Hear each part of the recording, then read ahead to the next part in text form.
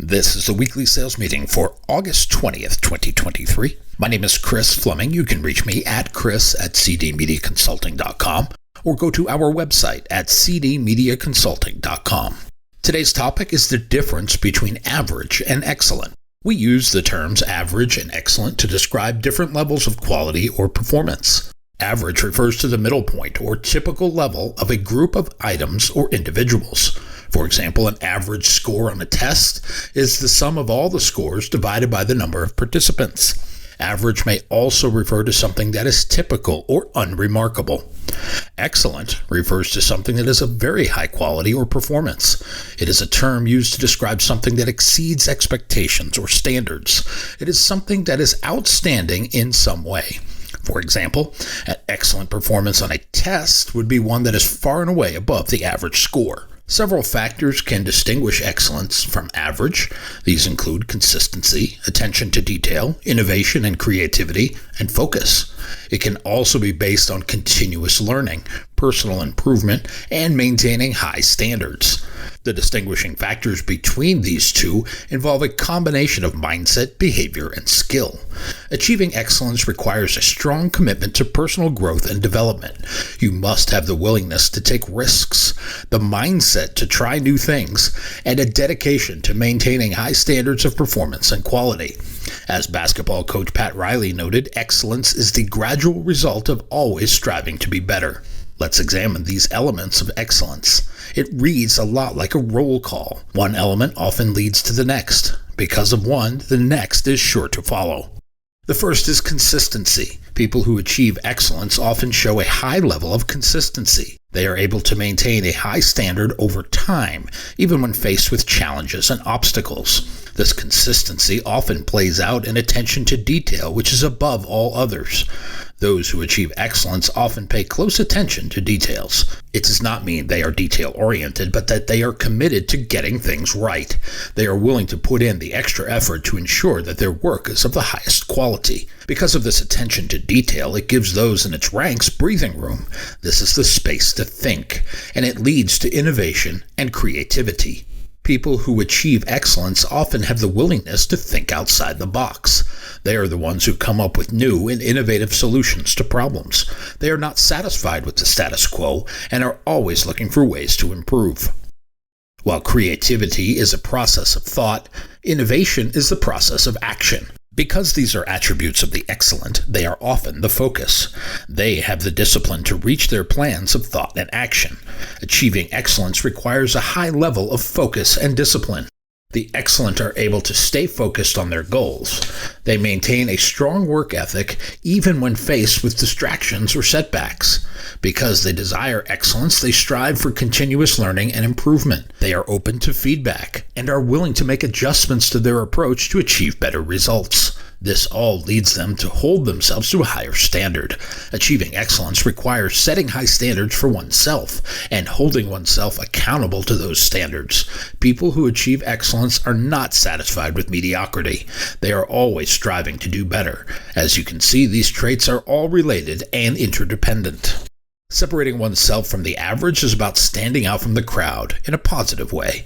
It is achieved through exceptional performance, unique individuality, or ambitious goal setting. Excellence is the quality of being outstanding in a particular field or pursuit. It involves surpassing the average or expected level of performance. It involves striving for the highest level of achievement. Excellence can be pursued in any area of life. It is characterized by a commitment to continuous improvement. The key element is a willingness to go above and beyond what is required. They are willing to put in the time, effort, and dedication required to achieve their goals. Excellence is not only about achieving success, but about maintaining high levels of performance. Because of this high-level aim, the excellent continue to improve over time. Those who strive for excellence often find that their pursuit itself is rewarding, and that the satisfaction that comes from achieving their goals is only part of the experience. The amount of effort required to achieve excellence versus an average level of performance can vary. It depends on the task, your abilities, and other factors. What it requires is the willingness to achieve. As we established, excellence involves going above and beyond what is expected. It requires a higher level of commitment. It requires dedication, practice, and advanced skills. It may involve pushing oneself out of one's comfort zone. It definitely involves persistence to push through setbacks and obstacles. One must be willing to invest time, energy, and resources into developing their skills, knowledge, and expertise. They may need to seek out extra training or education. It requires regular practice, and it requires we seek feedback and guidance from mentors or experts in our field. Achieving excellence often involves a mindset shift. We must move from doing only what is required to achieving the goals we set for ourselves.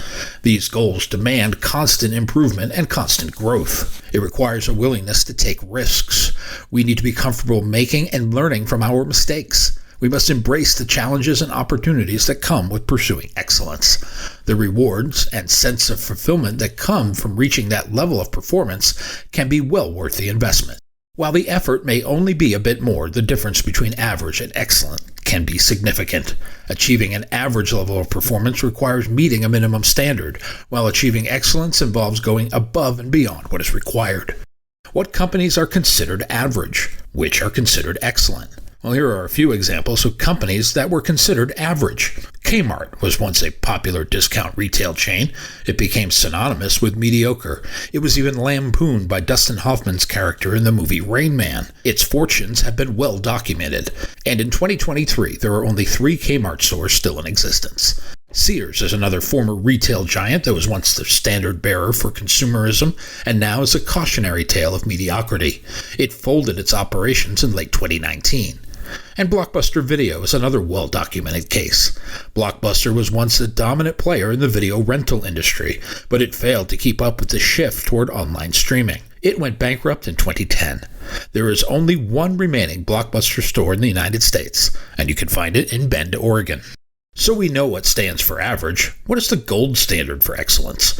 Excellent companies include Apple, Amazon, and Google. Why, you ask? Apple is one of the most successful and innovative companies in the world, and they are famous for high-quality products, strong brand identity, and a loyal customer base.